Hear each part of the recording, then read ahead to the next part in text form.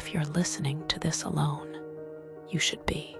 The last time I spoke about this out loud, my father asked me why I still remembered something so small. He said childhood memories tend to exaggerate ordinary things. I did not argue with him because it is easier to let people believe the story shrinks with time. The truth is that it grew clearer the older I got, as if it had been waiting for me to understand it properly. When I was a child, my family lived in a modest 2-story house in a quiet residential street. There was nothing about it that drew attention, no strange history, no warnings from neighbors, no stories passed down. It was simply the place where my parents believed we would be safe, and where I learned slowly that safety can be very specific about who it applies to. My mother worked mornings, and my father worked late evenings, which meant our house followed a strict routine. Dinner happened early. Homework was done at the dining table. Television was allowed only until a certain hour. By the time night arrived, everything had already been decided for me, including when I was supposed to sleep and how the house would sound once the lights went off. I shared a room with no one, which I loved during the day and resented at night. My parents thought privacy was important for a growing child, but they did not understand how empty a room can feel once the world outside it goes quiet. At bedtime, my mother would tuck me in, remind me to stay under the blanket, and tell me she would check on me before going to sleep herself. She always said it the same way, as if repetition made it more reliable. After she left, I would lie still and listen, not because I was afraid, but because I liked knowing where everything was. The sound of the refrigerator downstairs, cycling on and off, the occasional passing car, the soft closing of my parents' bedroom door. These sounds created a map in my head, and as long as I could follow it, I felt in control. That was why I noticed when the pattern changed. It began with counting. I do not remember deciding to do it. One night, as I lay awake, waiting for sleep to arrive, I started counting the sounds that came from the hallway outside my room. The floorboards there had a way of reacting to movement, even when someone tried to step carefully. My parents' footsteps always produced 2 familiar creaks, spaced evenly apart, before fading down the stairs. On that night, I heard 3. The spacing was wrong, too close together, as if whoever made them had paused between steps to think. I assumed it was my father checking the thermostat, or my mother getting a glass of water. I waited for the sound to continue, for the stairs to complain beneath the weight of an adult, but nothing followed. The hallway went still again, as though it had never been disturbed. The next night, it happened again. 3 sounds, always stopping outside my door, always leaving no evidence behind. I started counting every night after that, keeping track of how often it happened and how long it lasted. Children are very good at turning fear into observation when they do not have the language to describe it. Yet, I never opened the door to check. Something about the pause outside made me feel like opening. It would be answering a question I had not been asked out loud. Over time, the sounds became more deliberate. They no longer resembled footsteps trying to pass by. Instead, they lingered.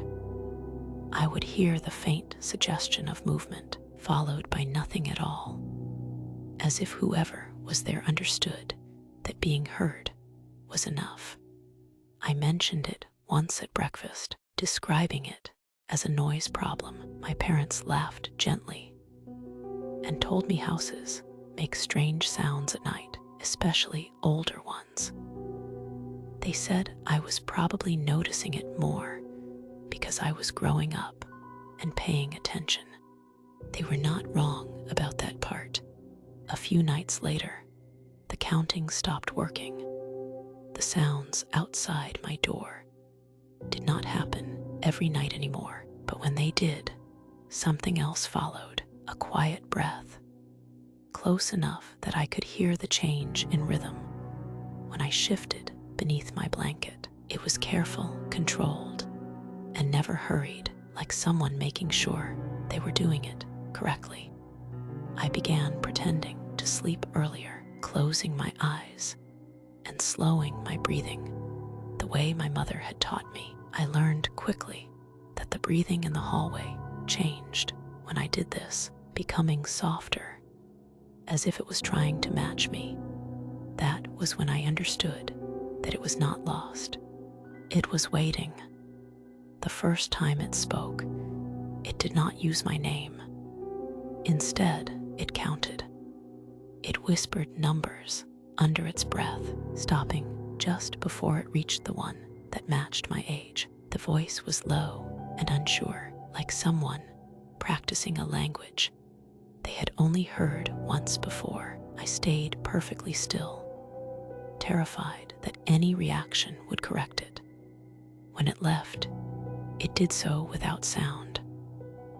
I did not sleep properly after that. Days blurred together, and my parents noticed my exhaustion before I found the courage to explain it. When I finally told them, my words came out wrong, tangled with embarrassment and the fear of not being believed. My mother listened patiently and said I was probably having vivid dreams, the kind children get when they are overtired.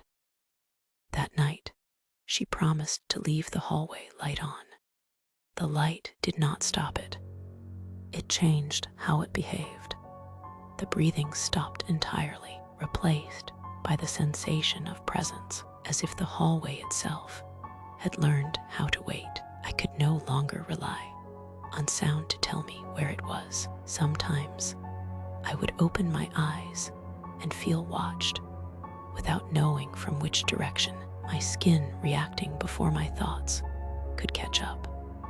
The counting returned, but it was different now. It began earlier in the evening, before my parents went to bed, and it continued long after the house should have been asleep. It learned the timing of our routines and slipped between them without interruption. The night it finished counting, I was awake. I heard it say the last number clearly, followed by my name, spoken with quiet satisfaction, not excitement, not anger, just certainty. I screamed then, because I understood what it meant. My parents came running. Lights turned on, questions overlapping each other. They searched the hallway and the stairs, and even the closets, but they found nothing. My father checked the locks. My mother held me until my breathing slowed. They told me everything was fine. They were wrong. After that night, the counting stopped completely. Whatever had been waiting no longer needed to. I slept in my parents' room for a while, and eventually we moved. Life continued, and the story became something I told less often, even to myself. Now, years later, I still wake up sometimes and count without meaning to. I listen for sounds that do not belong and stop myself just before I reach the number that matters. Because even now, part of me is afraid that if I finish counting, something will answer back. Relieved that I finally remembered how old I was when it last waited outside my door.